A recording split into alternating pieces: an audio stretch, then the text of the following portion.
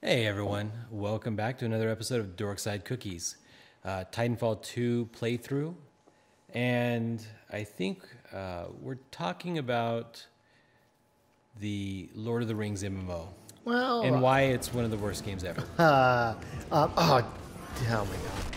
So something. So what's going on here? Which actually I like a lot for the world building aspects, but effortless to miss if you're not paying attention. And I don't exactly know what's going on, but look, this is some sort of like gigantic factory for making a huge number of homes. And I get dropped off on a thing that looks like artificial homes. And so see, like they're inserting the walls and stuff. Yeah, and couches and if I'm in the wrong spot at the wrong time, I get crushed by a wall. It's fine. It's fine. I just need to pay. Stay out of the yellow zone. Is all it is. But no, like, you know, you have played a lot of MMOs. yeah. But you know what? I don't like them. I almost never stay with them. So I think they're all boring. last episode you commented about how some of the only good DC games has been maybe the Batman games. Yeah. And I like Injustice too, the fighting game, but No, that is a pretty good game. I think for a lot of these franchises, what we see on TV or in the movies or what we read is fundamentally like it makes us passionate, it gets us excited, it makes us want to experience some of that stuff that we're seeing. And these cash-ins are just you know, they're just trying to sell out to us and give us this fake experience. It's not giving us, like, they're just like, oh, if we just brand it with Lord of the Rings on top, are we gonna experience this like Legolas hopping around barrels and being super awesome? No, we're not at all, because the powers are crap. They've got to create this. Well, then they kind of like lowest denominator gameplay, right? Because I've never thought most MMO gameplay is very engaging. It's just like learning the button sequence, and like that's so boring to me. Like I don't feel like Legolas jumping around it. Like I feel more like Legolas in this game because of all the types of wall running and physical feats I'm supposed to pull off. Or right, kind of like you're saying in the Lord of the Rings MMO, I definitely would not, if I picked an elf character or whatever, I would not describe it as feeling like Legolas. Not at all. The problem is I don't think it's lowest common denominator at all, because people that are passionate MMO players, they would probably argue that games now are maybe going towards the lowest common denominator, and they liked the games before, like 5 years ago, but you would have hated those games more. You probably hated those games more than the games now, because those games have an even more complicated button memorization routine. Oh, you're talking about the MMOs coming out these days. Yeah, because those games are harder. Those games 5 years ago were harder to play. Sure. Even if I didn't like the gameplay, still don't like the gameplay very much.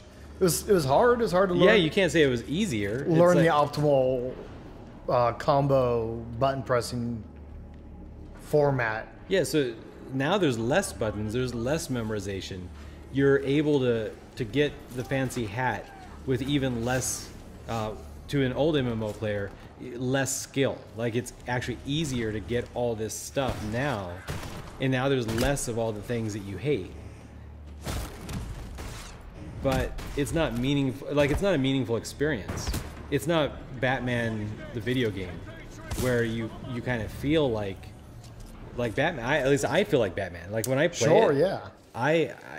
I feel good. Like I feel like, wow, like I'm Batman. I'm sneaking around. I'm gonna be doing Batman-y things, and the whole time I feel good. Even though they did They still do the MMO stuff of, oh, I start out kind of weak and I upgrade my Oh, punches. damn it. It's like I knew exactly what was going to happen because I kind of know the timing. Yeah. And I still went for it. And I have no idea why. I don't. I just kind of looked at that. I was like, oh, good. Now I have to kill everybody again. Every game's got MMO elements now, right? Even your online Yeah, shooters. they're all RPG-ish now. Which I think is good. But sometimes. I like how Batman does it. I like getting new gadgets, but starting out feeling like Batman. I don't start out feeling like I'm Bruce Wayne on the streets getting beat up by thugs, and then I just can't wait until I level up a little bit, so finally I can win against more than rats or whatever. You know, that was kind of one of the source problems of Arkham Origins. Is that he starts out so powerful? No. Well, okay. First it was Rocksteady. Okay. No. Rocksteady made the Batman games, but not Origins. Yeah. Bad idea. And so this other design team kind of had their own approach. Okay. And theirs was, oh, well, this is Batman Origins. So one of the things we're going to do is we're going to kind of make the timing of the combos a little uncomfortable. Because Batman's still fresh and new. He's not like really experienced at fighting crime. Okay. But everybody hopped into the game and was like, all the timing's off. This feels awful. What's changed? I don't understand it. And that was the developer's attempt to try to make you feel like a fresh and experienced Batman. I never finished it. I couldn't. I didn't like it. I can't argue with you on that. I finished it. I mean, at its heart, it was still a Batman game, and it was okay. But it was weak. It was the weakest entry. Yeah. Well, Arkham Origins, I don't know. Or Arkham Knight. Like, there were some things about the Arkham Knight story that was just the most awful. Sure. But the gameplay was pretty solid. But the gameplay was solid. Yeah, so. And I think in the end, gameplay kind of trumps most other stuff. So something I think I've mentioned to you before, and you always kind of, I know you don't, you don't necessarily agree with me, but like my absolute favorite MMO ever so far was Guild Wars 2. Because at the time they made it more of an action RPG. I tried going back to it recently, and it was an awful experience. Because like my expectations of games have changed so much since it first came out. But it was designed as an action RPG. And that means like where the enemy swung his sword. Like right, most RPGs, it's actually like all the animations are just illusions. Yeah. And so the guy's swinging his sword, but you're not like, there is no real sword for you to dodge. It's just if the guy is, and it doesn't matter where the guy is looking, the enemy, the orc you're fighting or whatever. If the orc is close to you, close enough, with whatever given parameters they've assigned, and he's executing his sword slash animation, the orc's going to hit you and he's going to deal his damage. And the only point of the gameplay is for you to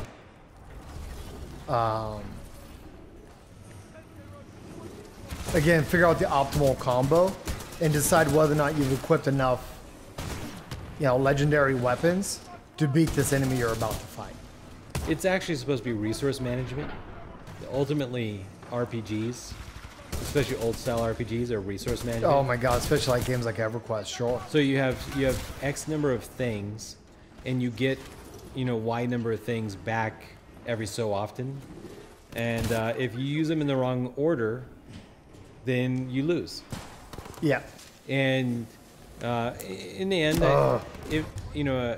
it makes accountant people who like to build spreadsheets and manage You're about to talk about supplies. Eve.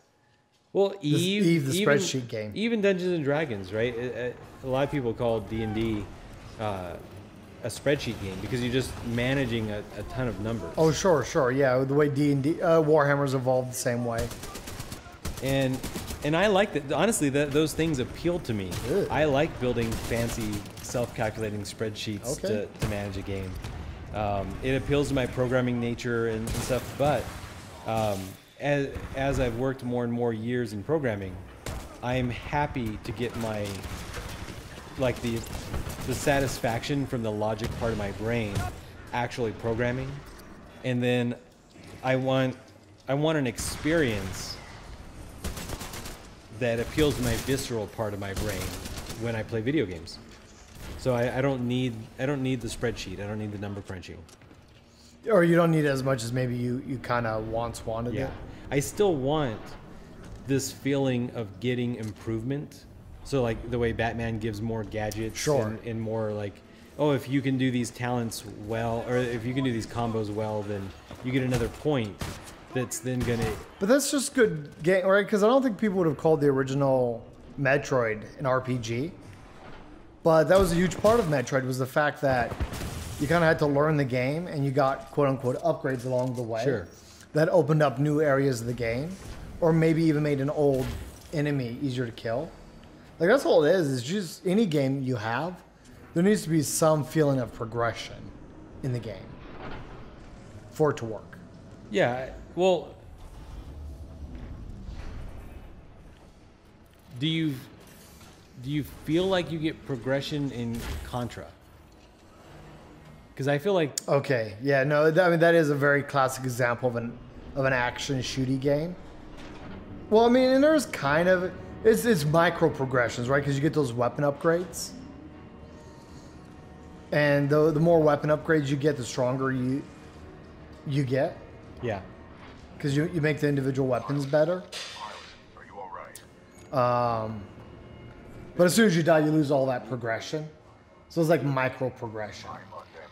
And those classic Japanese space shooters, where you're going from left to right, and you're a spaceship, and you collect the upgrades, and if you don't ever die, you're just shooting out a bajillion missiles, and it feels awesome. Yeah, it does. Yeah.